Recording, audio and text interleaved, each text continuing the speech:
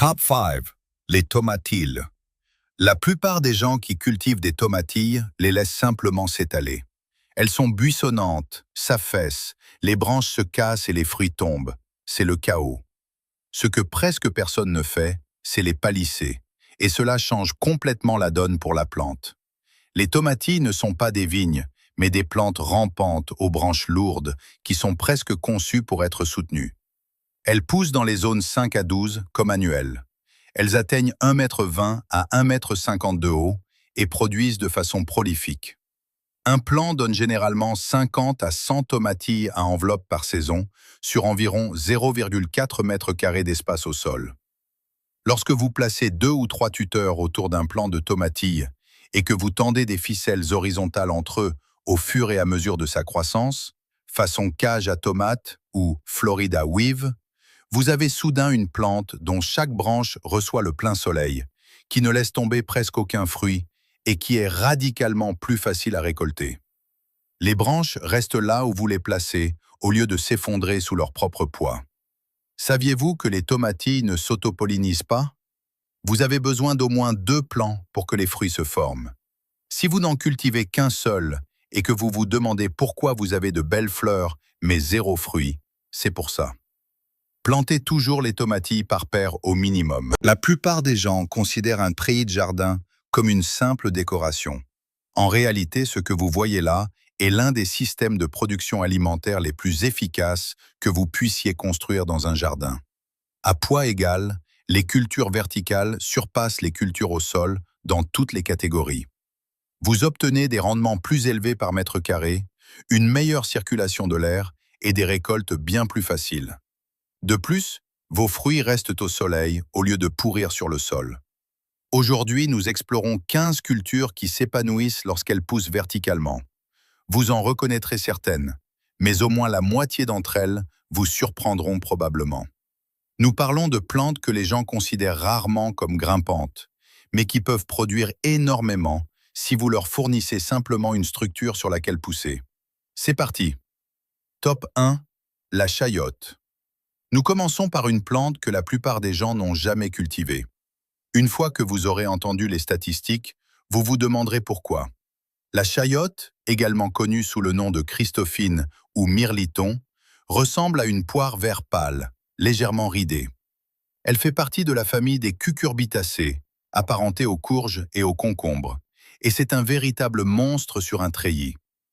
Elle prospère dans les zones de rusticité 7 à 11. Bien que des jardiniers en zone 6 aient réussi en utilisant une épaisse couche de paillis pendant l'hiver pour protéger les racines. Voici le chiffre qui choque les gens. Un seul plant de chayote peut produire entre 50 et 100 fruits en une saison. Pour une famille de 4 personnes, une vigne bien placée suffit amplement. Elle nécessite environ 1 m² d'espace au sol, mais grimpera joyeusement de 2,5 à 4 mètres verticalement. Essentiellement, vous obtenez une récolte de 100 fruits sur l'empreinte d'une petite table basse. Sur le plan nutritionnel, la chayote est riche en folate, vitamine C, zinc et manganèse. Elle est peu calorique, riche en fibres et a été utilisée dans la médecine traditionnelle mexicaine et centra-américaine pour soutenir la tension artérielle. Conseil de plantation. Vous ne plantez pas une graine, vous plantez le fruit entier. Enfoncez-le dans le sol, le gros bout vers le bas, incliné de sorte que l'extrémité étroite de la tige affleure à peine la surface du sol. Ensuite, reculez car cette vigne avance vite. Installez votre treillis avant de planter. Vous n'aurez pas le temps d'y réfléchir plus tard. Saviez-vous que toute la plante de chayote est comestible? Les jeunes pousses sont consommées comme légumes dans toute l'Amérique latine et dans certaines parties de l'Asie. Les racines peuvent également être mangées quand la plante est mature. Vous ne faites pas seulement pousser des fruits, vous cultivez une plante entière comestible. Top 2. Les haricots aram. Les haricots aram comptent parmi les cultures sur treillis les plus connues, et ils méritent amplement cette réputation. Ils poussent dans les zones 3 à 10, ce qui correspond pratiquement à partout. On les met en terre dès que la température du sol atteint 15 degrés. Ils grimpent d'eux-mêmes en enroulant leurs tiges autour de tout ce que vous leur proposez, et ils commencent à produire en environ 60 jours. Un rang de 3 mètres de haricots à rame donnera environ 4 à 5 kilos de haricots au cours de la saison, contre les haricots nains qui produisent intensément pendant environ 10 jours, puis s'arrêtent. Les haricots à rame continuent de produire du bas vers le haut de la vigne, vous offrant une récolte continue pendant des semaines. Conseil de plantation. Les sachets de graines vous diront d'espacer les haricots à rame de 10 à 15 cm, mais vous pouvez diviser cela par deux.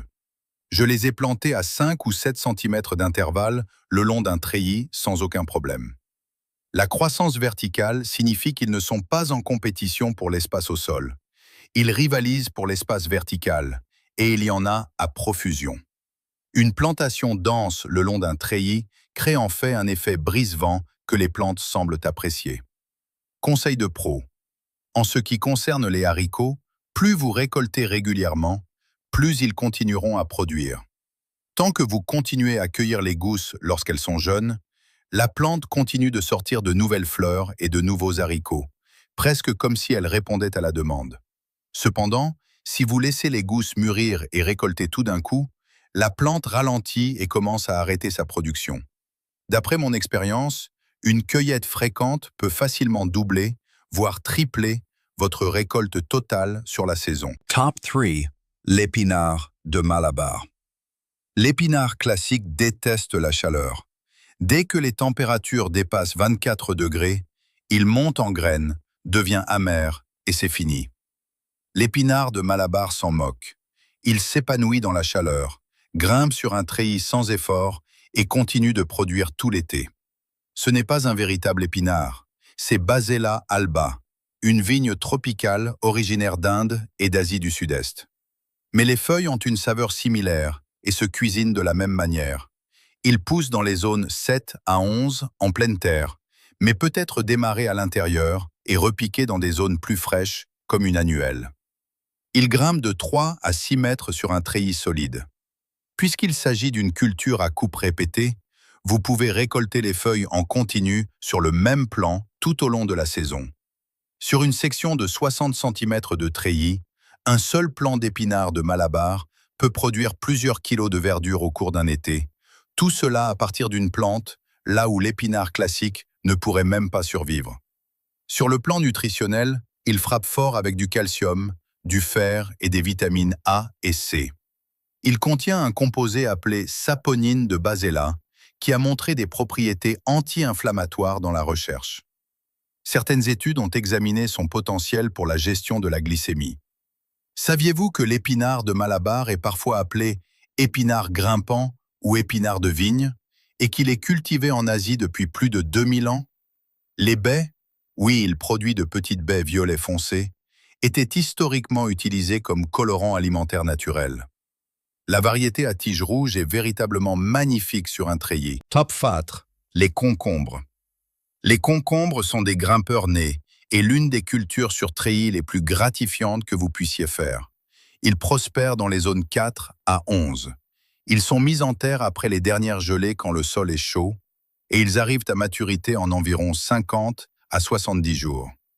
Un plant de concombre grimpant sur un treillis produira généralement 15 à 25 concombres au cours de la saison. Le mot-clé est grimpant. Assurez-vous de planter une variété coureuse, pas un type buisson, sinon vous n'obtiendrez pas la croissance verticale souhaitée. L'avantage de cultiver les concombres verticalement va au-delà du gain de place. Les concombres sur treillis produisent des fruits plus droits car ils pendent librement au lieu de s'enrouler sur le sol.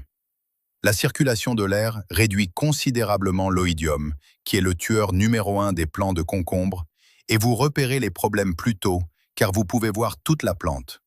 Sur le plan nutritionnel, les concombres sont principalement composés d'eau, ce qui les rend excellents pour l'hydratation, avec de la vitamine K, du potassium et de la silice, qui soutient la santé des articulations et de la peau. Conseil de plantation. On recommande d'espacer les concombres de 30 cm. En pratique, vous pouvez descendre à 15 cm sur un treillis sans réel problème. Les tiges veulent monter, pas s'étaler. Je les cultive avec un espacement de 15 cm depuis des années et ils se portent très bien tant que le treillis possède un bon maillage pour que les vrilles puissent s'accrocher. Top 6. La courge spaghetti. La courge spaghetti au sol occupe un espace énorme, avec des tiges s'étalant sur 2,5 à 3 mètres dans toutes les directions. Sur un treillis, cette même plante occupe environ 20 cm d'espace au sol et grimpe vers le haut au lieu de s'étendre. Cultivée dans les zones 3 à 11, il faut environ 80 à 100 jours pour la récolter. Un plant produit généralement 4 à 5 courges entières par saison, pesant chacune en moyenne 2 kg. Cela représente environ 10 kg de nourriture pour 0,2 m² de terrain. La méthode du treillis nécessite de soutenir les fruits lorsqu'ils deviennent lourds.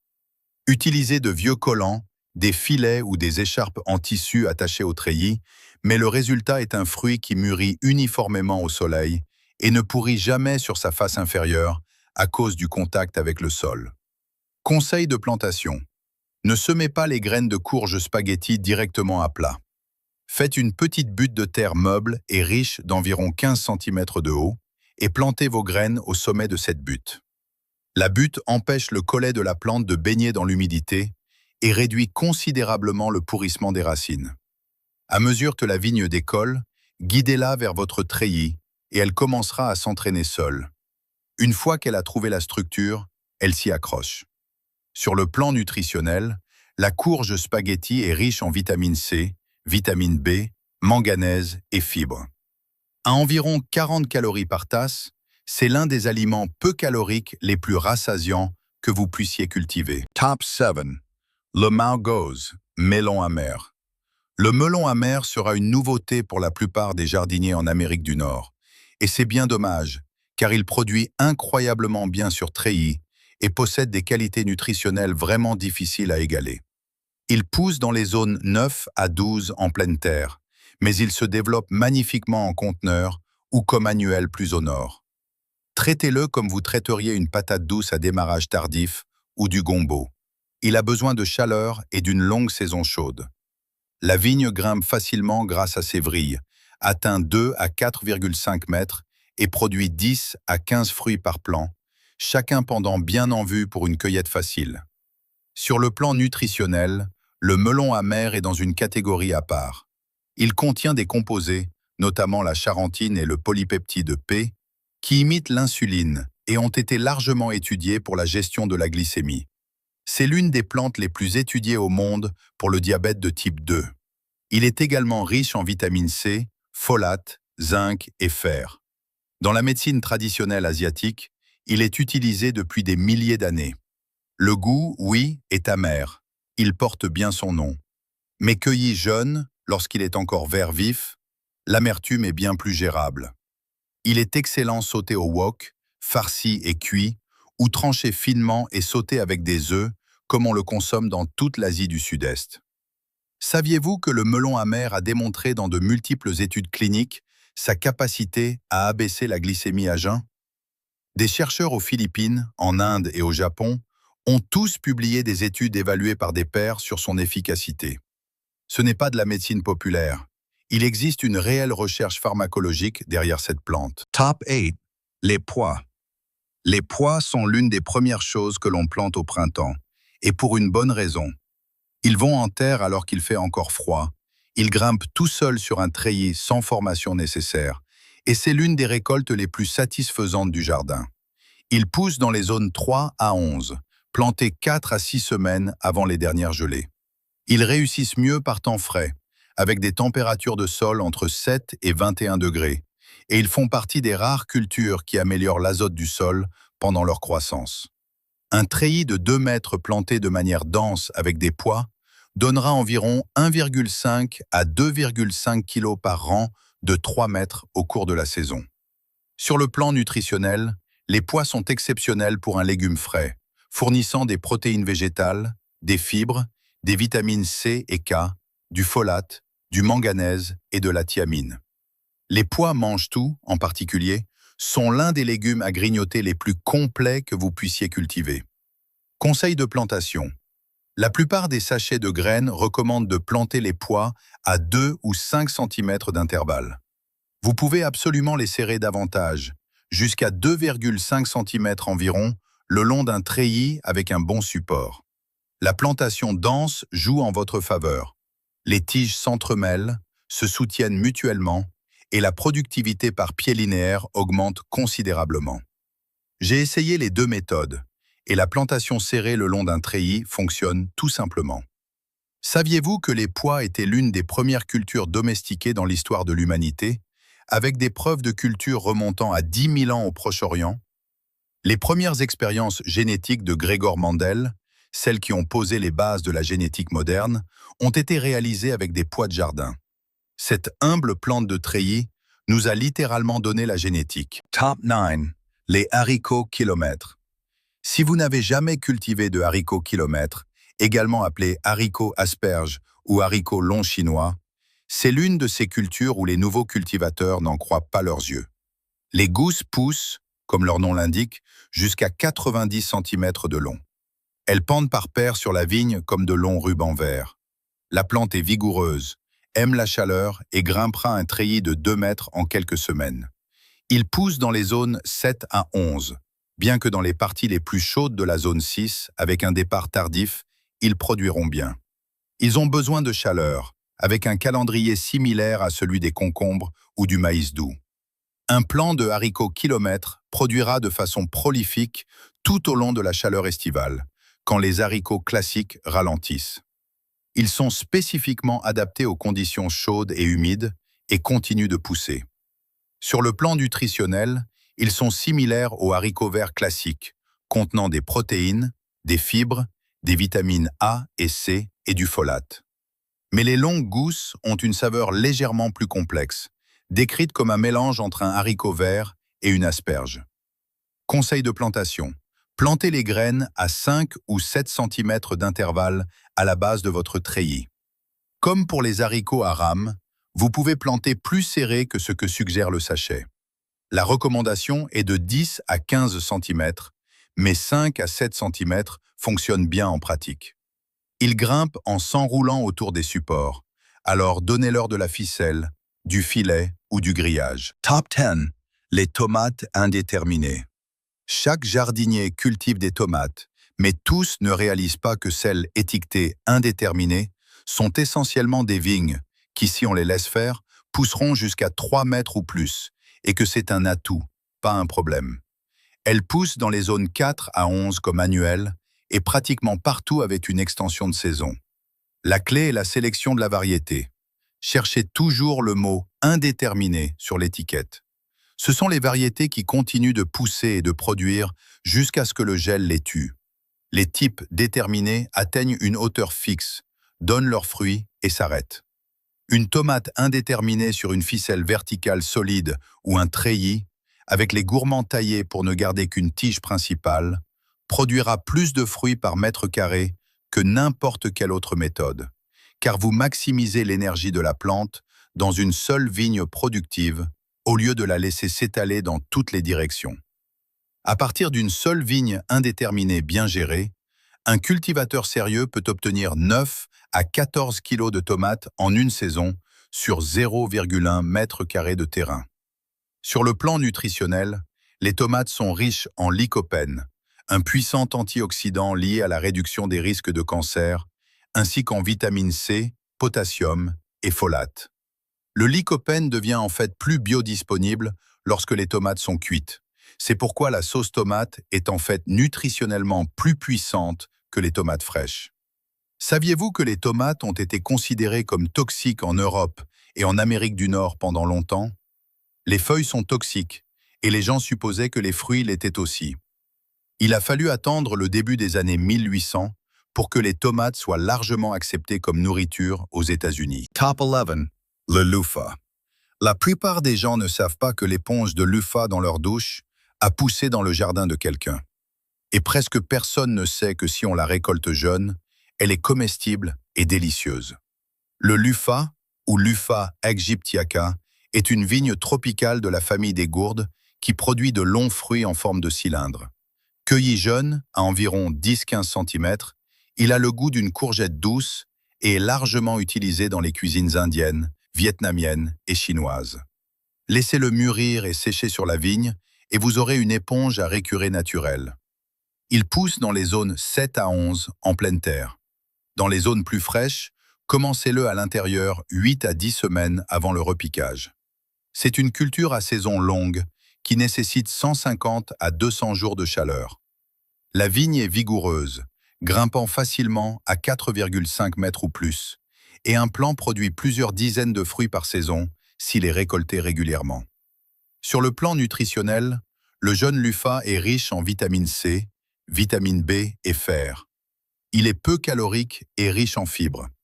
Conseil de plantation. Faites tremper les graines de Luffa toute la nuit avant de les planter. L'enveloppe de la graine est dure et le trempage améliore considérablement le taux de germination. Plantez dans un sol riche et bien drainé, en plein soleil, et préparez un treillis solide avant la mise en terre. Saviez-vous que le Luffa est cultivé depuis plus de 6000 ans en Asie et en Afrique, principalement comme culture alimentaire? L'utilisation comme éponge de bain est une application occidentale relativement moderne. En Égypte et en Inde, il est encore principalement considéré comme un légume. La plupart d'entre nous utilisons de la nourriture comme accessoire de douche. Top 12. Les courges d'hiver. Butternut, pomme d'or, acorn, delicata, kabocha, toutes peuvent devenir verticales et toutes devraient absolument l'être si vous manquez de place. Elles poussent dans les zones 3 à 10. Ce sont des cultures de longue saison, généralement 90 à 110 jours jusqu'à la récolte. Un plant de courges d'hiver au sol occupera facilement 3 à 4,5 mètres carrés de vignes rampantes. Sur un treillis robuste, un panneau de clôture ou un cadre en bois solide, cette même plante occupe 0,2 à 0,3 mètres carrés au sol. Le rendement varie selon la variété, mais un plant produit généralement 4 à 8 courges par saison. L'élément critique pour cultiver des courges d'hiver verticalement est le support des fruits. Dès que la courge dépasse la taille d'une balle de softball, fabriquez un harnais. Un vieux collant fonctionne parfaitement, tout comme un sac en filet ou un morceau de tissu, et attachez-le au treillis pour que la courge pende en étant soutenue plutôt que de tirer sur la vigne. Sur le plan nutritionnel, la courge d'hiver est exceptionnelle, apportant du bêta-carotène, de la vitamine C, du potassium, du magnésium et de la B6.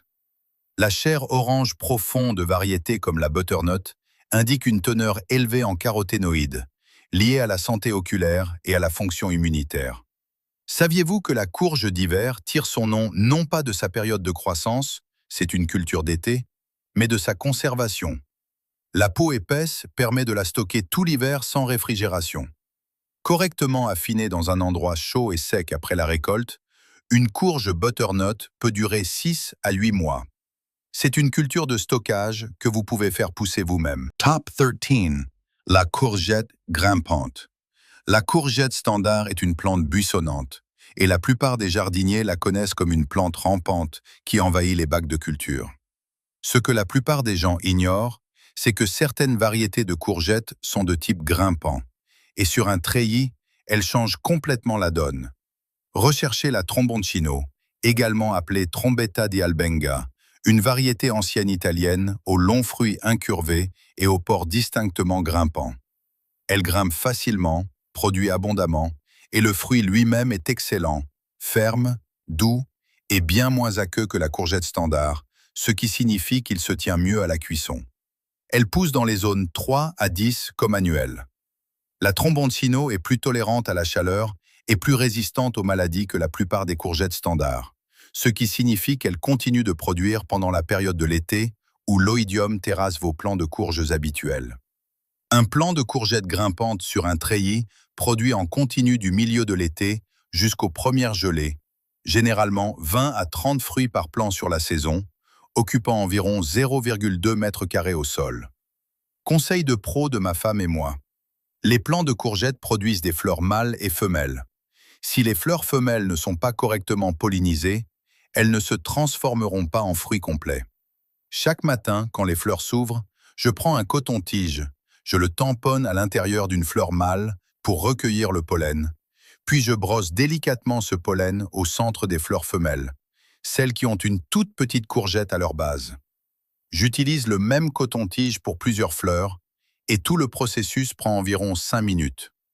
Depuis que nous avons commencé la pollinisation manuelle, notre fructification a augmenté d'au moins 60%.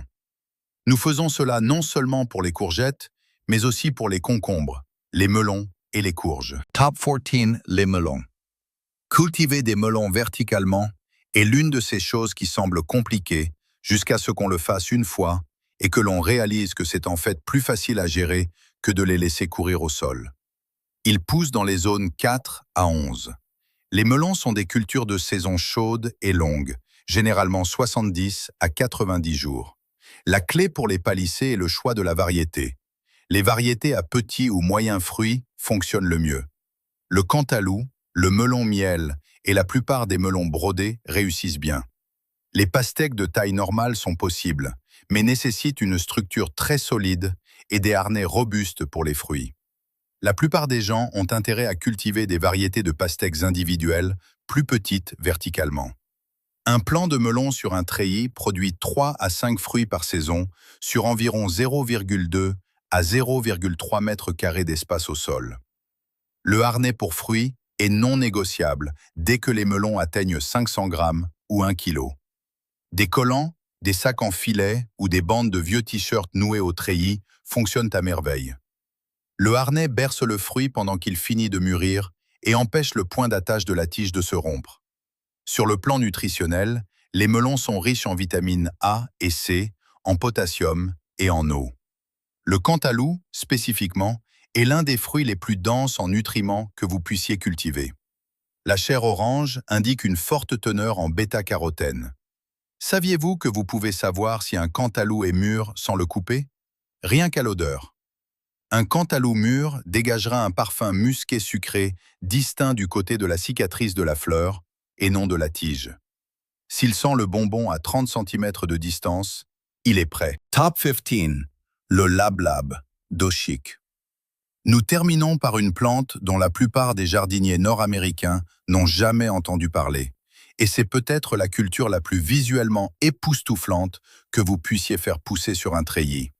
Le lablab, ou Lablab purpureus, produit des tiges violets profonds, des feuilles vert vif avec des revers violets, des fleurs d'un violet éclatant et des gousses d'un violet foncé brillant qui pendent en grappe. C'est véritablement l'une des plus belles plantes du potager et elle produit énormément. Elle pousse dans les zones 9 à 11 comme vivace et partout ailleurs comme annuelle.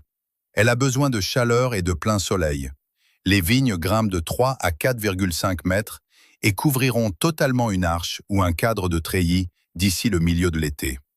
Voici la note importante. Les haricots matures doivent être cuits.